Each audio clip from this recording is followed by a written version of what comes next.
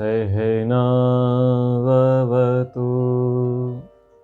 सहनो भुनक्तु सह वीर्यं करवावहै तेजस्विनावधीतमस्तु मा विद्विषावहै। ओम शांति शांति शांति। मनुस्मृति की इस अध्ययन कक्षा में आप सभी का स्वागत है। 9वें अध्याय का हम पठन कर रहे हैं और अब द्यूत संबंधी विवाद का निर्णय ये विषय चलेगा। यानी जो जुआ खेला जाता है तो जुआरियों के लिए क्या दंड होता है और जुए के क्या नुकसान होते हैं, उस विधान पर यहाँ पर आज हम चर्चा करने के लिए उपस्थित हुए हैं। महर्षि मनु जी कहते हैं, अयम उक्तो विभागो वाह पुत्राणाम च क्रिया विधि क्रमशः क्षेत्रज अदीनाम द्यूत धर्मम निबोधत। कह रहे हैं यह तुमको दाय भाग का विभाजन और क्षेत्रज आदि पुत्रों को धन का भाग देने की विधि कह चुके हैं। अब द्यूत धर्मम निबोधत, जुआ संबंधी विधान को सुनिए। तो राष्ट्र का घातक जुआ होता है।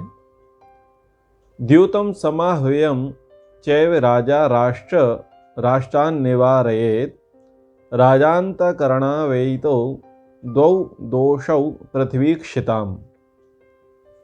कह रहे हैं कि राजा द्यूतम जड़ वस्तुओं से बाजी लगाकर खेले जाने वाले जुआ को और समाह्वयम एवं चेतन प्राणियों को दाव पर लगाकर खेले जाने वाले समाह्वय नामक जुआ को राष्ट्रात् निवारेत, अपने देश से समाप्त कर दें, क्योंकि एतौ दौ दोषौ, ये दोनों बुराइयां पृथ्वी क्षिताम राजांतकरणौ, राजा के राज्य को नष्ट भ्रष्ट कर देने वाली हैं। महर्षि मनु जी कह रहे हैं कि भविष्य में कभी भी कोई भी मनुष्य अथवा किसी भी राजा के राज्य में जुआ और समाह्वयम जैसे कार्य ना हो। जुआ जड़ वस्तुओं को आधार लेकर के खेला जाता है, जिसमें जड़ वस्तुओं का प्रयोग होता है, और समाह्वयम पर चेतन वस्तुओं का प्रयोग होता है। यानी जब बाजी लगाई जाएगी तो जड़ वस्तुओं का बाजी लगा करके जो खेल खेला जाएगा उसको जुआ कहेंगे, और जब चेतन वस्तुओं की बाजी लगा दी जाएगी तो उसे समाह्वयम कहेंगे।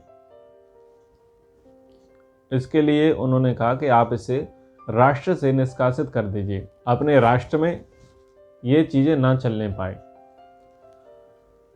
तो दूत समाह्वय के व्यसन के कारण पांडवों को अपना सम्मान खोना पड़ा था। महाभारत के प्रसंग को हम देखते हैं सभा पर्व के अंतर्गत। तो पांडवों और कौरवों के मध्य क्या हुआ, जुआ खेला गया। तो जब जुआ खेला गया तो उसमें वो सारी अपनी धन संपत्ति, यानी जितने भी जड़ पदार्थ थे, उन सब जड़ पदार्थों से वो बाजी लगा गए और बाजी हार गए। फिर समाह्वय हुआ, उसमें क्या हुआ, उन्होंने चेतन पदार्थों की बाजी लगाई, और चेतन पदार्थों में उन्होंने अपने भाइयों की बाजी लगा दी युधिष्ठिर ने, और स्वयं की पत्नी को भी उन्होंने जुए के दांव पर लगा दिया। परिणाम क्या हुआ कि वो स्वयं को भी हारे और अपनी धन संपत्ति को भी हार गए। तो ऐसा जुआ वो क्या करता है, लोगों को दास बनाता है, गुलाम बनाता है, बंधन में डालता है। और जिस राजा के राष्ट्र में ये सब होगा, वो राष्ट्र सुरक्षित नहीं होगा, वो पतन की ओर आगे बढ़ेगा। इसलिए राजा को चाहिए कि वो इस प्रकार के कुकृत्य अपने राज्य में ना होने देवे। आगे जुए को तस्करी कहा गया है। वेद तो ये कहता है अक्षयर्मा दिव्यः यानी जुआ मत खेलो। कृषि करो यानी मेहनत से, परिश्रम से, पुरुषार्थ पूर्वक आप धनोपार्जन करने का कार्य करो। छल से, कपट से, चोरी से, जुए से, तस्करी से आप यानी जो शॉर्टकट हैं उन शॉर्टकट के माध्यम से धनोपार्जन का कार्य मत करो। तो जुए को उन्होंने तस्करी कहा है। प्रकाशम एतत् तास्कर्यम यद देवन समाहव्यो तयोर नित्यम प्रतिघाते नृपतिर्यत्नवान भवेत। कह रहे यत देवेन समाहव्यो, ये जो जुआ और समाहव्य है, एतत् प्रकाशम तास्कर्यम, ये प्रत्यक्ष में होने वाली तस्करी है, सामने से होने वाली तस्करी है, चोरी है, ठगी है। ये पीठ पीछे नहीं हो रही चोरी, ये बिल्कुल आमने सामने बैठ करके की जाने वाली तस्करी है, चोरी है, ठगी है। तो नृपति तयो प्रति घाते, राजा इनको समाप्त करने के लिए नित्यम यत्नवान भवेत, सदा प्रयत्नशील रहे कि ये जो सामने आकर के जो लोग ठगी कर लेते हैं तो उस ठगी से लोगों को बचाया जा सके, प्रजाजनों को बचाया जा सके, इसलिए राजा इसके लिए सदा यत्न करे। ऐसा नहीं कि महीने में एक बार विजिट की और कभी कभी जाकर के गुप्तचरों से पता लगवाया या कभी कभी छापे पड़वाए गए, ऐसा नहीं। नित्य ऐसा प्रयास हो कि कोई भी व्यक्ति जुआ, तस्करी जैसे कार्यों में संलग्न ना हो। आगे, तो बिना प्राणियों अर्थात जड़, ताश, पाशा, कौड़ी, गोटी आदि वस्तुओं के द्वारा बाजी लगा करके जो खेला जाता है वह है जुआ, ठीक है। और जिसमें मनुष्य और पशु पक्षी, घोड़े आदि के द्वारा जो बाजी लगाई जाती है उसको समाहव्य कहते हैं। तो राजा को करना क्या चाहिए? जो जुआ खेलने वाले हैं उनके प्रति राजा को क्या करना चाहिए? तो दंड विधान यहाँ पर दिया है। द्यूतम समाहव्यम चैव यह कुर्यात कारयेत वा तान सर्वान घातयेद राजा शूद्रांश द्विजलिंगनः। तो राजा, जो मनुष्य द्यूतम चा समाहव्यम एव, जुआ और समाहव्य, कुर्यात वा कारयेत, स्वयं खेलता है या दूसरों को खिलवाता है, तान सर्वान, उन सबको, और द्विजलिंगिनः शूद्रान, कपट पूर्वक द्विजों के वेश में रहने वाले या उनका वेश धारण करके जीविका करने वाले शूद्रों को घातेत, शरीर दंड, ताड़ना, कारावास, अंग छेदन आदि देवे। तो मनुस्मृति में दंड विधान दिया जुए के संबंध में कि जो जुआ खेलते हैं, समाहव्य खेलते हैं और कुछ लोग स्वयं खेलते हैं अथवा दूसरों को खिलाते हैं, उन सबको, जो खेलने वाले हैं वो और जो खिलाने वाले हैं वो। दूसरा, जो कपट पूर्वक द्विजों के वेश में रहने वाले या उनका वेश धारण कर उनकी जीविका करने वाले शूद्र हैं, यानी ये है तस्कर, ठग। यहाँ पर ठगों की बात की जा रही है। जो ठग जो हैं तो शूद्र, लेकिन द्विजों का वेश धारण करके लोगों को लूटते हैं। तो जितने आपको लोग दिख जाएंगे, साधु महात्माओं का वेश धारण करने वाले, हाथ देखने वाले, कुंडली मिलाने वाले, ज्योतिष देखने वाले, हस्तरेखा देखने वाले, और आपको ढैया, साढ़े साथी ऐसे प्रपंच पर बताने वाले, और डोरा, धावी, ये और ग्रह दोष, ये सारी चीज़ें ये सब बताने वाले। तो जो साधुओं का वेश रख करके, द्विजों का वेश रख करके अथवा व्यापारियों का वेश रख देते हैं और व्यापारियों का वेश बना करके आकर के चोरी की चीज़ों को वो लोगों को आकर के बेच देते हैं, अथवा डुप्लीकेट माल आकर के वो बेच देते हैं और स्वयं को व्यापारी बताते हैं। और वो हैं कौन? वो हैं वस्तुतः ठग। तो जो ठगी करने वाले हैं, जैसे आजकल आप देखते हैं, आज घी के नाम पर क्या मिलता है? बहुत बड़ा कचरा जो है ना, उस कचरे को घी में परिवर्तित कर दिया जाता है, सेंट मार करके, और घी के रूप में उसे दिया जा रहा है। आज आप ये देखिएगा कि आपको दूध के नाम पर क्या मिल रहा है? दूध के नाम पर केमिकल लोगों को पिलाया जा रहा है। तो ऐसे ही ठगी की जा रही है व्यापार के नाम पर। व्यापार के नाम पर ठगी की जा रही है और बता रहे हैं कि हम व्यापारी और आपको शुद्ध माल दे रहे हैं। तो ऐसे ठगों को और जुआ तस्करी करने वाले लोगों को उनको शारीरिक दंड देवें। क्या दंड देवें? पहले तो ताड़ना करें, उनको डांट लगाएं। जब डांट से काम ना चले तो उनको जेल में डाल दें, कारावास में। कारावास में डालने के बाद भी यदि उनमें कुछ परिवर्तन नहीं आता और ऐसा लगता है कि इनके अपराध बड़े हैं, इनके अपराध ऐसे नहीं है कि केवल कारावास में डालने मात्र से काम चल जाएगा, तो अंग छेदन कर देवे। और अंग छेदन का मतलब क्या है कि चोरी किससे करेंगे, तस्करी किससे करेंगे, जुआ किससे करेंगे? हाथों से ही खेलेंगे ना। तो अंग छेदन कर दे, यानी उनके हाथ काट दें। अब हाथ काट देंगे तो क्या होगा? जब कटे हुए हाथ वाला व्यक्ति समाज में जाएगा तो अन्य जो तस्कर हैं, जुआ खेलने वाले हैं, ठगी करने वाले जो लोग हैं, जो लुटेरे टाइप के लोग हैं, वेश बना करके, वेश धारण करके, साधुओं का वेश धारण करके लोगों को लूट ले जाते हैं, वो लोग जब ये देखेंगे कि हाथ कट रहे हैं तो क्या कभी वो ऐसा बुरा काम करेंगे? अभी कल परसों ही मैंने पढ़ा था कि पोलियो की दवाई पिलाने के बहाने कुछ ठग एक घर में घुस गए और चोरी करके ले गए। तो क्या बन करके आए? वो स्वास्थ्य विभाग के कर्मचारी बन करके आए। तो ऐसे विभागीय कर्मचारी बन करके आ जाते हैं, यानी वैश्यों का वेश धारण करके, दुजों का वेश धारण करके वो घरों में घुस जाते हैं कि हम उस विभाग के कर्मचारी हैं, इस विभाग के कर्मचारी हैं, और उस कारण से लोग उनको एंट्री कर देते हैं घर में। फिर वो कुछ सुंघा करके अथवा बंदूक, तलवार, छुरे के बल पर, शारीरिक बल से वो लोगों को बंदी बना लेते हैं, और बंदी बना करके क्या करते हैं? उनके माल को हड़प लेते हैं, लूट लेते हैं, अपहरण कर लेते हैं। तो ऐसे लोगों के लिए मनुस्मृति ये कह रही है कि ऐसे लोगों के हाथ काट दो, अंग छेदन कर दो। ठीक है, आवश्यकता पड़े तो पैर भी काट दो।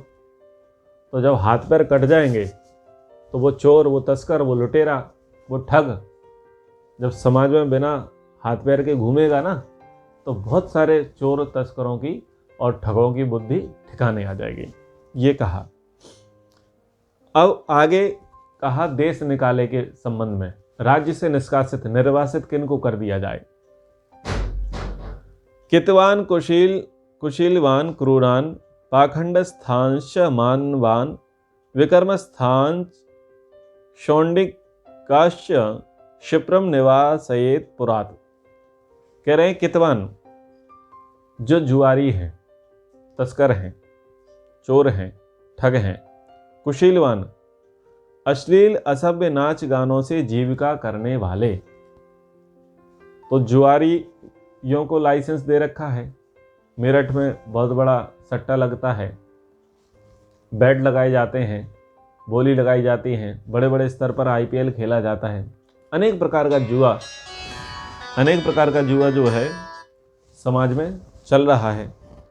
और अश्लील असभ्य नाच गानों से जीविका करने वाले, अगर सोशल मीडिया पर देखा जाए तो बहुत सारी लड़कियां अश्लील और असभ्य गानों पर नाच करती हैं और अंग प्रदर्शन करती हैं। और आजकल तो एक नया चीज़ चल गया है, प्रैंक करने के जैसा, लोगों को मूर्ख बनाने का। और एक नया ट्रेंड चल पड़ा है गालियां देने का या डबल मीनिंग में बात करने का, जिनका इंटेंशन वो गलत अश्लील प्रसंग ही होते हैं। अब वो ज़्यादा से ज़्यादा वो लोग कर रहे हैं, लड़कियां भी कर रही हैं और लड़के भी कर रहे हैं। और सोचने वाली बात यह है कि समझ में नहीं आता कि उनके माता पिता हैं भी या नहीं, क्योंकि जिस प्रकार से ये लोग करते हैं उनसे तो ऐसा ही लगता है कि ये परिवार रहित हैं, ये लोग लावारिस हैं। अथवा ऐसा माना जा सकता है कि इनके माता पिता भी कुछ इसी कैटेगरी के हैं, जभी तो वो अपने बच्चों को इन कुसंस्कारों से हटाते नहीं हैं। ठीक है, तो ये तो उनके व्यक्तिगत कुकर्म हो गए। दूसरे कुकर्मी वो हो गए जो देख रहे हैं, इनको प्रमोट कर रहे हैं, इनको लाइक कमेंट शेयर करते हैं।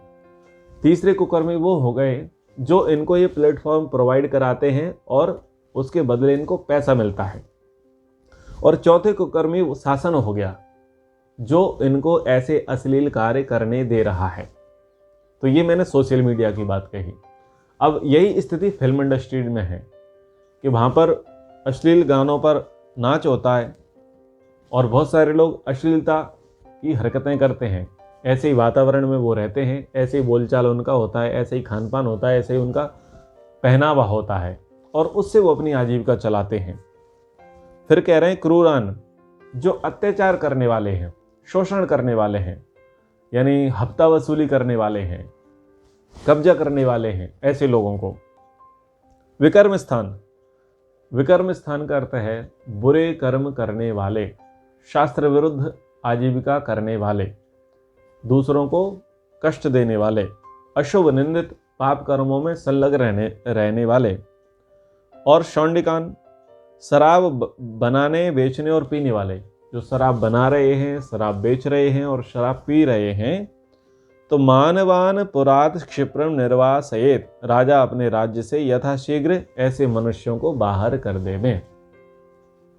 लेकिन आप दुर्भाग्य देखो कि यथा राजा तथा प्रजा, पिछले 70-75 वर्षों से जब से देश आजाद हुआ, तो जो जिनके हाथ में राज सत्ता थी वो जुआरी भी थे, वो अश्लीलता को भी लेकर के चलते थे, यानी वैश्यावृत्ति, परिस्त्री गमन उनका स्वभाव रहा।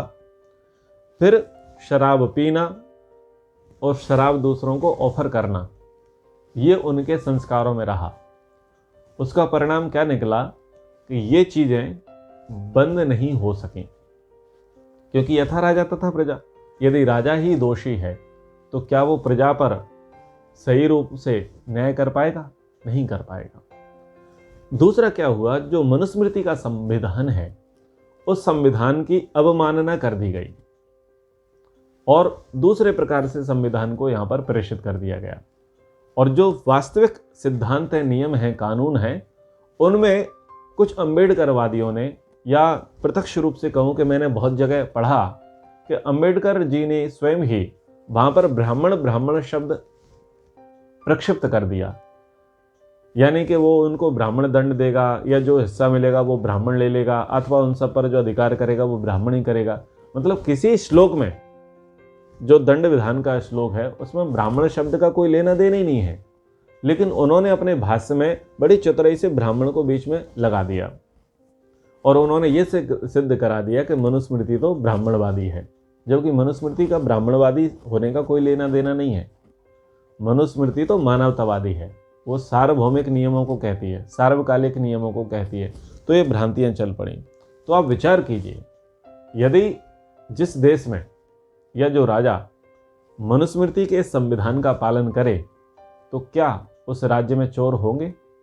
क्या उस राज्य में तस्करी होगी? क्या उस राज्य में जुआरी होंगे? क्या उस राज्य में लोग दूसरों के साथ ठगी करेंगे? क्या उस राज्य में लोग अश्लील, फूहड़, गंदे गानों पर नाच करेंगे, गाएंगे? नहीं गाएंगे। और क्या कोई शास्त्र विरुद्ध आजीविका करेगा? क्या कोई शराब बनाएगा? क्या कोई शराब बेचेगा? क्या कोई शराब पिएगा? नहीं करेगा। तो ये संविधान लागू नहीं हुआ, इन नियमों को नहीं माना गया।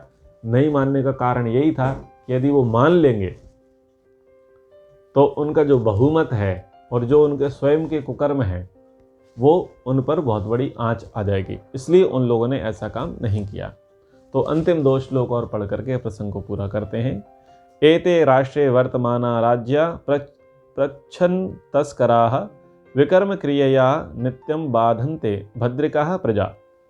तो ये छुपे हुए तस्कर, जो चोर लोग हैं, ठग लोग हैं, राज्य में रहकर गलत और बुरे कार्यों को कर करके सदा राजाओं और सज्जन प्रजाओं को हानि और दुख पहुंचाते रहते हैं।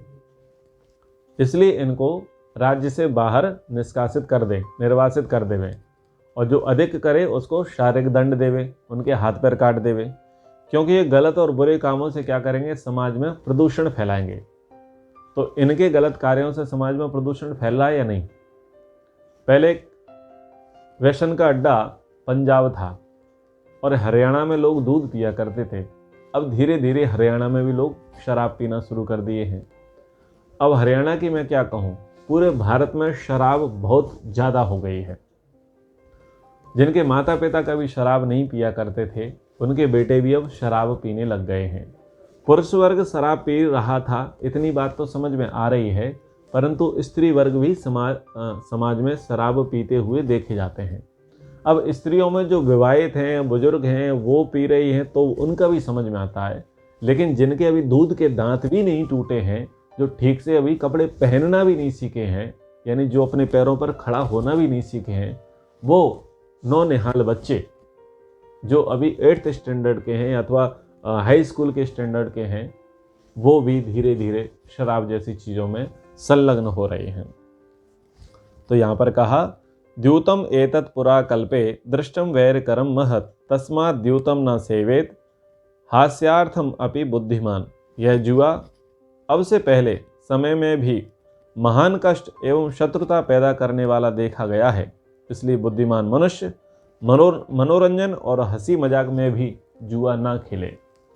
महर्षि मनु ने कहा कि ये जो जुआ है ये महान कष्ट को देने वाला है और समाज में बुरी तरीके से फैलता है और शत्रुता बढ़ा देने वाला है।